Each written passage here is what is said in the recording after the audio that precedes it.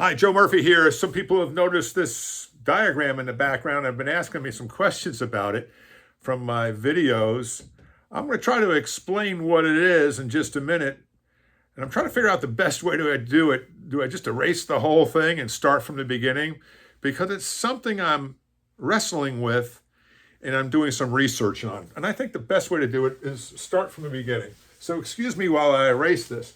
But it's about performance and inspiration and motivation in an organization.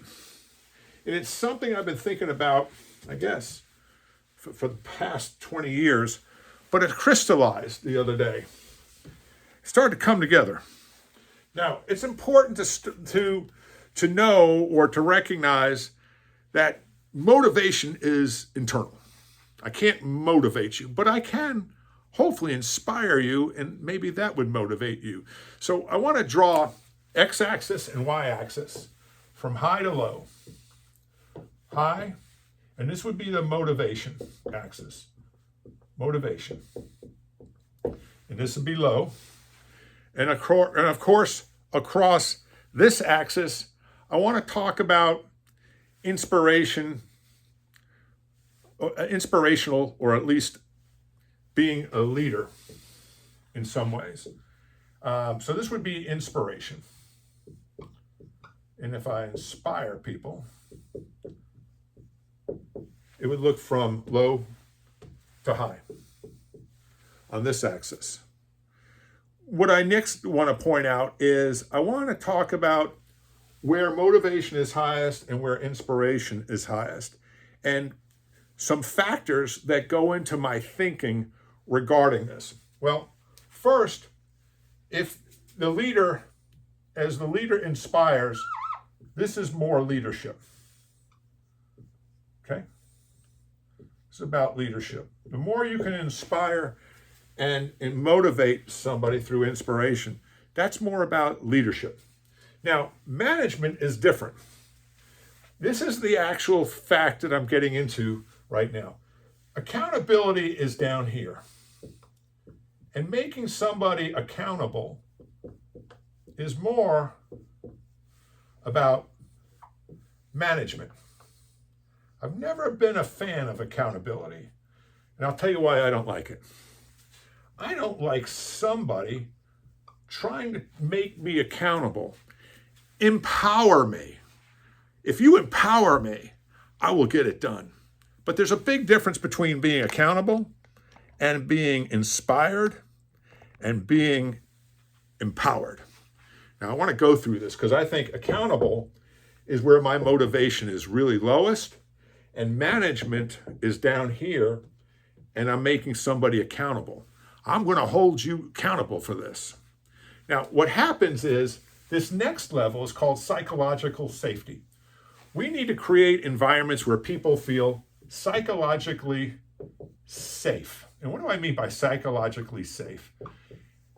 I'm not a big fan about this word either, because this sounds like table stakes. Everybody should feel safe in the organization. I know that's not the case. What do I mean by safe? People can speak their mind, can be who they are, can offer ideas, and not fear, and this is the key word, fear punishment or retribution or criticism or ridicule. If you can do that and make people feel like they're part of the organization, this to me is table stakes. We should all have this. Now, where I'm going with this is when we are inspiring people and we're motivating them, we're empowering them. And I think this is where we want to take people. And these are the three levels as I see it. By offering a vision of where we're going and what people's role is and how they contribute, and providing the skills and providing the resources and providing coaching, this is empowering. This is where people really start performing. And I think this is the other side of the graph up here. This is performance. Performance And you get a high-performing team from going from just holding people accountable to a psychologically safe space or a place environment, which is table stakes, to empowering. You've begun to crack the code to making an organization hum. Now, let me go through another aspect, and that's over on this side. So from high to low, and again, this is high, this is low in this particular case for this axis, and it's more about self-reliance. If you can get people to be self-reliant, to make sure they feel part of the team, of course, but they know that they can get things done, that their ability to get things done, and they feel self-reliant, that's incredibly empowering to the individual. And when they feel self-reliant, what they do is they're able to work with the team more collaboratively because they're not worried about who's getting the credit. Does this make sense? This is so powerful to me that if we can go from just holding people accountable, that's from the 1940s, 1950s, 60s, to making it a safe space, it's table stakes.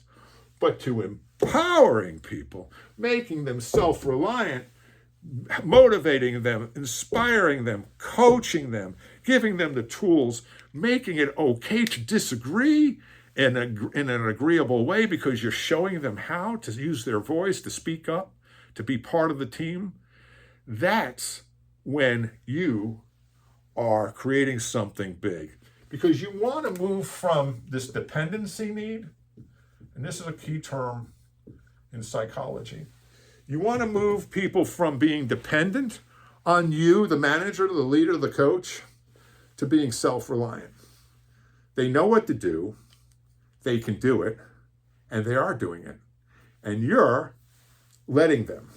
You're coaching them when necessary, but after a while, they're telling you, hey, this is how we do it, this is how we get it done, and we can achieve it. All of a sudden, your job becomes easier. Does this make sense?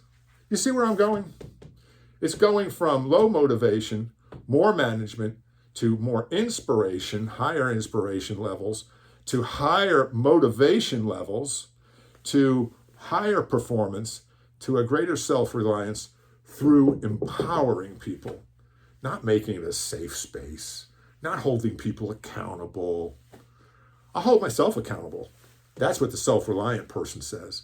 I'll hold myself accountable. If I promise something and commit to it, I'll get it done. If I don't, I'm running into problems, I'll ask you for help. I'm Joe Murphy. I am here for your success.